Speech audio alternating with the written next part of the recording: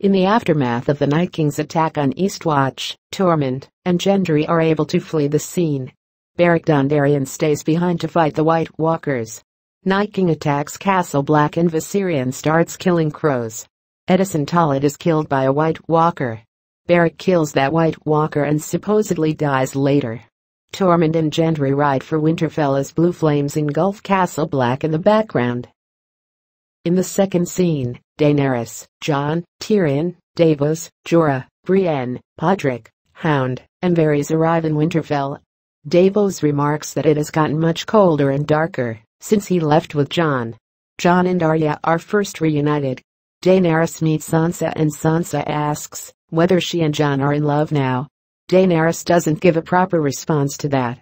Sansa doesn't seem too pleased with Jon returning to Winterfell in Daenerys' presence. Jon notices this and chats with her. She mentions Littlefinger's death and how he betrayed them right under their nose. She says it is plain stupid to work together with Cersei Lannister. The Hound and Arya also have a conversation with each other. Arya tells the Hound she didn't regret to leave him behind without killing him.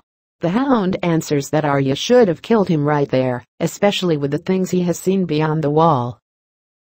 Euron Greyjoy arrives back in King's Landing with the Golden Company and meets up with Cersei Lannister and the commanders of the Golden Company in the Great Hall. Cersei thanks Euron for having the sellswords shipped to King's Landing. She then orders the commanders to take Storm's End and to have the army gathered in the fortress.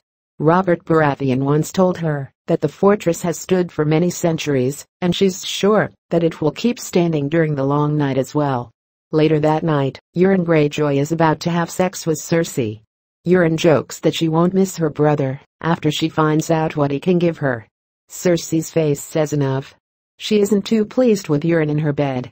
The following morning Euron leaves with his ship the Silence to transport the sellswords to Storm's End. After he comes back, he tells Cersei he wants to be her king. Inside the Silence, Euron has a conversation with Yara Greyjoy about Cersei. Yara tells him that she knows he isn't interested in being Cersei's husband at all. Euron laughs and tells her that his good friends from Braavos will take care of that problem soon enough. Actually, when he was in Essos, he hired the Faceless Men to kill Cersei for him. In Winterfell, Daenerys, Jon, Sansa, Tyrion, Davos, Sam, Varys, the Northern Lords and the Knights of the Vale gather in the Great Hall. Sam reunites with Jon and the two share a hug. Jon tells Sam that he's glad to have him back. The Northern Lords aren't too pleased to accept Daenerys as their queen. Daenerys defends herself very well, but she doesn't get the support of the North just yet. Lyanna Mormont tells Daenerys that she will never call her Your Grace, because she only knows one king, and that's Jon Snow, the king in the North. Tyrion smiles and mentions that she's a ferocious girl, on which Jorah replies that Mormonts don't stand back for anything. Jon tells them there's no time to argue with each other, and brings up that there hasn't been a word from the Lannister army yet. Sansa responds that she warned them not to trust Cersei Lannister. Tyrion mentions that they can trust his brother Jaime, but Daenerys doesn't seem to agree on this one. The group discusses how they will defend the North against the Night King's army. Jon tells Yohn Royce that it would be wise to lure the Night King in the area. Yohn Royce agrees. After the meeting, Daenerys tells Jon that the Northerners really are stubborn and small-minded people. In another scene, Jon observes Arya as she and Brienne train. Jon is impressed by his sister's fighting skills. Arya tells him that she has never forgotten to stick her enemies with the pointy end. He asks Arya why she didn't join the meeting in the Great Hall of Winterfell. Arya answers that Sansa is way better in those things than she is. In Volantis, Lady Melisandre enters the Red Temple. She's again welcomed by Kinvara. Melisandre tells Kinvara that she's played her part in the Great War to come. She has united ice and fire. She has served King Jon Snow, the prince who was promised, and brought him back to life. Kinvara tells Melisandre that she served their god well on that part, but she has also made a lot of mistakes, and she needs to pay for them. She tells Melisandre that their god demands one more sacrifice from her, which requires her to return to the North. Melisandre answers that she isn't allowed to enter the North. Kinvara smiles and answers Melisandre that she could benefit from her punishment then. Back in Westeros, we see Jaime Lannister at an inn when he meets with Bronn. Jaime's surprised to see Bronn and asks him that why he's followed him. Bronn answers that there's nothing left for him in that stinking city and he's up for some adventure in the north. Jaime is glad to have Bronn by his side. Bronn asks Jaime why he has left the woman he loves the most, but Jaime doesn't respond to his question. He then asks what he's planning to do now.